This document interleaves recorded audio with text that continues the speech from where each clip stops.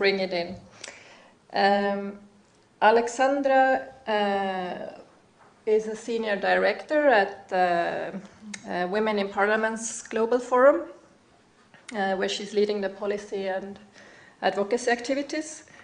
And she has led policy preparations for the Women in Parliament global summits all over the world, but in some really, really interesting countries from this women in politics point of view. Like Rwanda, she has been to Jordan, she has been to Ethiopia and Mexico.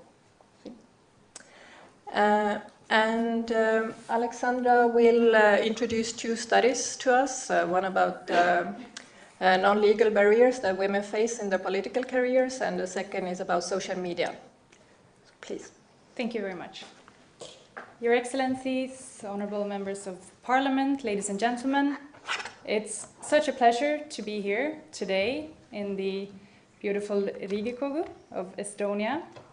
And this is actually a special moment for me on a personal level, because 108 years ago, in 1908, my grandmother was born here in Estonia, in the very small village of Laitse, not very far from here.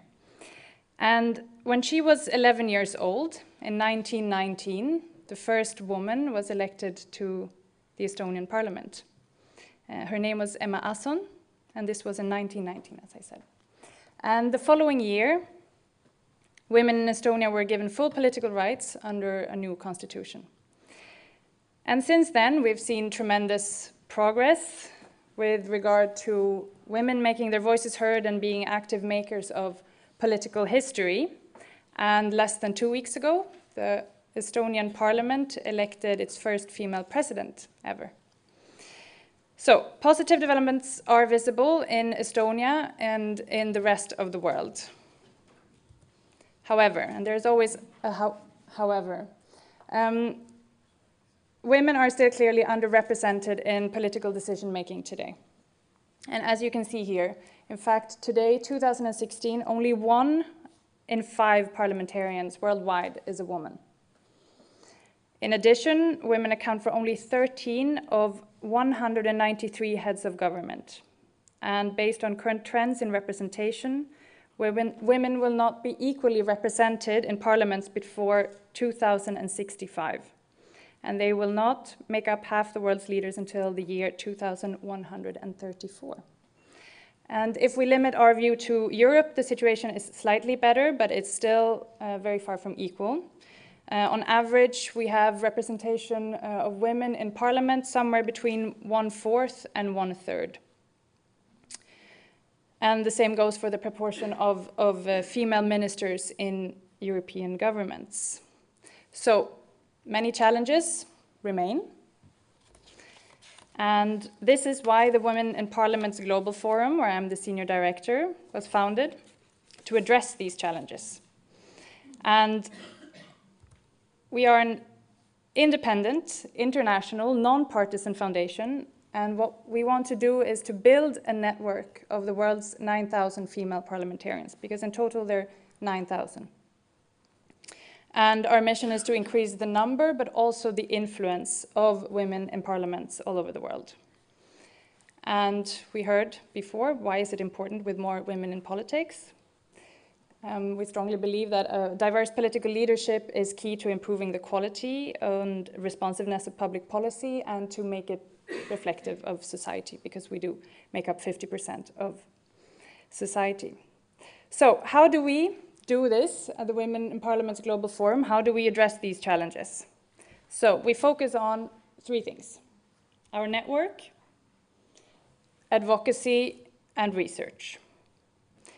And let me first say a few words about our network. As I mentioned, we're building a network. Our network is 9,000 female parliamentarians. And very much like this seminar here today, we saw the need to learn from each other, to share best practices and experiences, and to together explore answers to the questions that we're addressing here today. And we want to provide the opportunity for female politicians to share these best practices on how to make it in politics across political parties, but also across country borders. So this is why we, on a yearly basis, we organize what we call summits, WIP summits. And we want to provide this access to a powerful network, because this network has not really existed before. And as you mentioned, we've been, up until today, we've organized summits in Belgium, in Rwanda, in Ethiopia, and Mexico, and Jordan. And we had more than 1,000 female parliamentarians participating from more than 100 countries. So our second pillar is advocacy. And we want to raise awareness of the importance of diverse political leadership. And recently we actually launched a campaign called the Women in Parliament's Leadership Campaign. It looks like this, it's the same purple color. And we asked male presidents and prime ministers around the world to complete the sentence, "We need more women in parliaments and as political leaders because." And we have more than 50 male presidents and prime ministers contributing to this campaign. And we've had contributions from countries as diverse as Afghanistan, Japan, Colombia, and Cameroon. And we wanted really to invite the most powerful men in the world to show that this is not just a women's issue, it's a societal issue. And this leads me to the third pillar of our work, and that is research. And there's a widespread recognition that policy making should be guided by and rooted in evidence. And this is why we wanted to try to understand why women are underrepresented in politics and what the common challenges and gender differences are. So we commissioned the study, The Female Political Career. It was made in collaboration with the World Bank, UC Berkeley, and the London School of Economics, and we created a global survey and we sent it out to our network. We received responses from male and female parliamentarians in over 84 countries. And we got obviously very interesting results. And before I go into those results, I would just like to ask you to think for a moment. What do you think those challenges were related to? What were the themes? Because I think we probably know and we have an idea. But this was very interesting to have the results of what the parliamentarians said themselves. So the first, I'm going to highlight 4 main findings. And actually, the first theme relates to female legislators continue to disproportionately burdened with family work. And this was a very interesting response that we got from here, saying that the biggest obstacle in politics is being a woman and mother to spend evenings at home rather than in meetings. And this relates to 2 things. The difficulty that we see of balancing family and work obligations, and very much because politics is designed after the traditional male lifestyles. It also reflects something that we call the motherhood penalty. I'm not sure if you're aware of that term. And that's a term that's coined by sociologists who argue that in the workplace, working mothers encounter systematic disadvantages in pay, perceived competence, and benefits relative to childless women. And this is something that goes across several sectors, but this is also visible in politics. So what we saw is that the difficulty of balancing work and family is that this is potentially discouraging women to even enter politics because they are concerned that they will not be able to divide their time between family and work. And for those who do enter politics, female politicians tend to start their careers later. They have fewer children. And if they do have families, they still spend more time with their families, and they actually arrange their lives to have shorter commuting times to work than their male counterparts. And also what we saw is that women who have supportive families are willing to run for office, only if the family is supporting them. Whereas men, they run for office even without the explicit support of their families. So as you can see, that was the first key finding. The second key finding of our study is that female legislators have different levels and types of networks of political support. And this also has an impact on the access to resources and funding. And what we saw here is that as candidates, men often receive support from community leaders, whereas women are supported and brought forward by women's groups. And this is something that I found very interesting, is that when asked to name the single most important source of mentoring, men note that party chairs are supportive. But this was completely missing from the female responses, the female politicians' responses. And with regards to funding of campaigns, female politicians receive fewer private donations, and they rely on party sponsorship and support to a higher extent than their male counterparts. But as we also know that the support from the party is less visible for female politicians, women are disadvantaged when competing for resources on the broader term. And this brings us to the third key finding, is that in our survey, female legislators gave signs of ambition gaps. And the reasons for this, I think, are many, but what was very striking was that when we asked what positions they hoped to hold in 10 years, men, they would answer minister. The women, they would say committee chair, or they said that they could imagine leading an international or national organization. And then our fourth key finding is that media portrayal and the negative stereotyping in media plays a huge role in candidates' decision whether to run or not, but also once in parliament. So negative stereotyping in mass media seems to cast longer shadows over female politicians' decision about whether or not to run for office or to pursue higher office than their male colleagues. So, to summarize, the barriers are connected to the difficulties of balancing family and work, lack of access to networks of political support, which also has an impact on the access to finances, visible ambition gaps, and also the negative portrayal and stereotyping in media. And I guess none of you were surprised to hear that the negative stereotyping in media played a big role in this, and that this was highlighted as one of the biggest obstacles to parity in politics.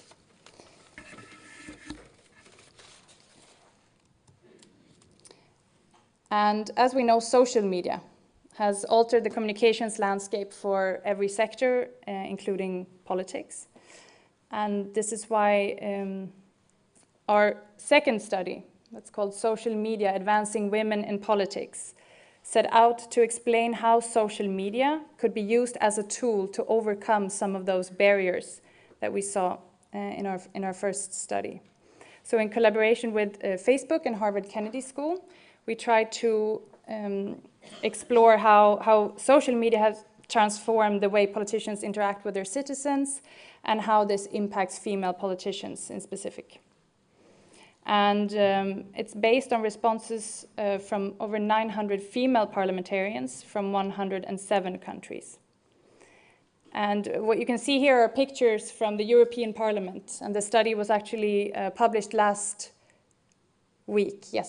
Tuesday. And it was very unusual because we had 6 members of the European Parliament in the same room at the same time, and that doesn't happen very often. So there was a big interest in discussing the results of the study. And what was very interesting was that one member of the European Parliament, she said, I read this, and this to me is not really anything new in terms of that I'm surprised by it. But it's so nice that I have it finally on paper. So when I talk about these issues, I have this kind of support. So I would like to elaborate on the 3 main findings. Social media does work as a political equalizer. We know that it has a political impact, but unlike other resources, they have a very low entry cost. And more than 85% of female legislators use social media. And this means that women politicians who are frequently at disadvantage when competing for resources, they actually have equal access to social media.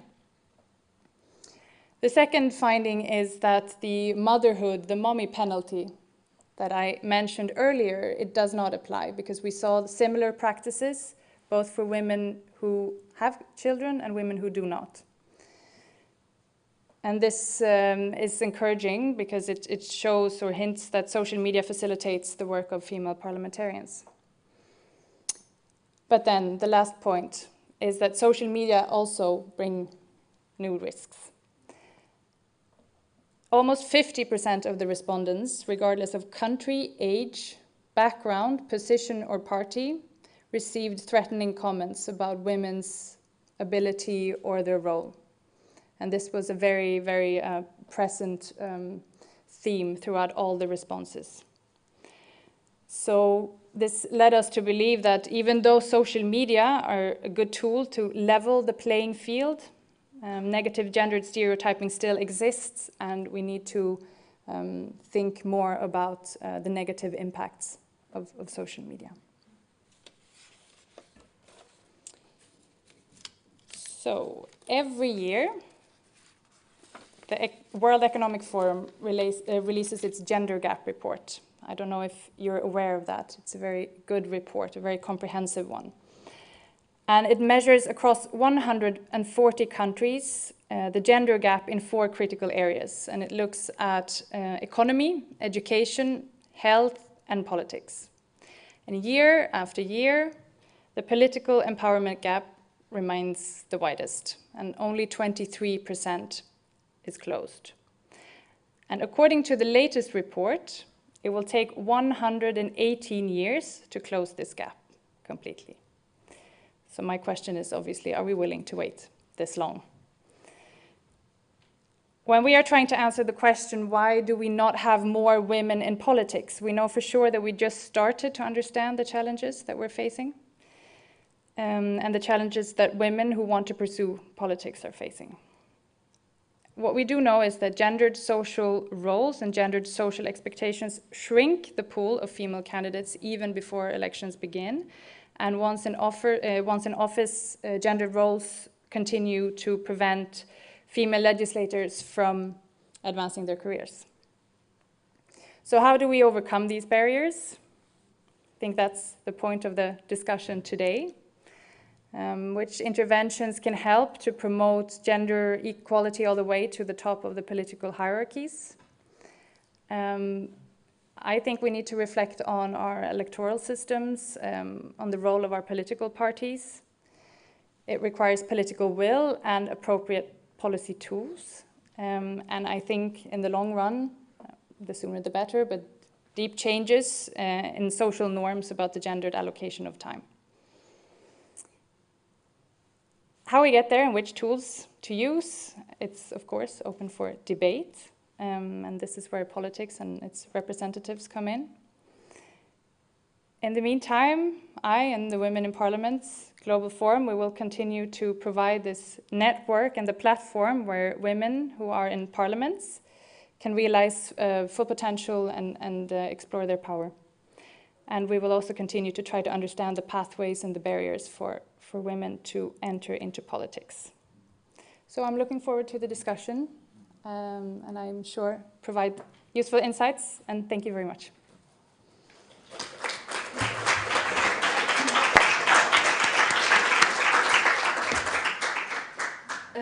Please don't go.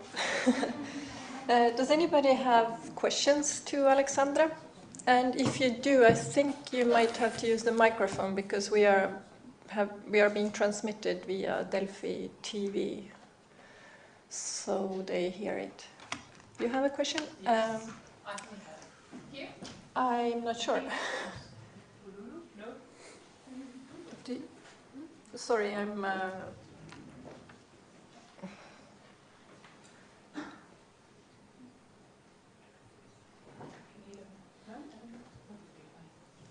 Maybe you can use this one if you... Okay.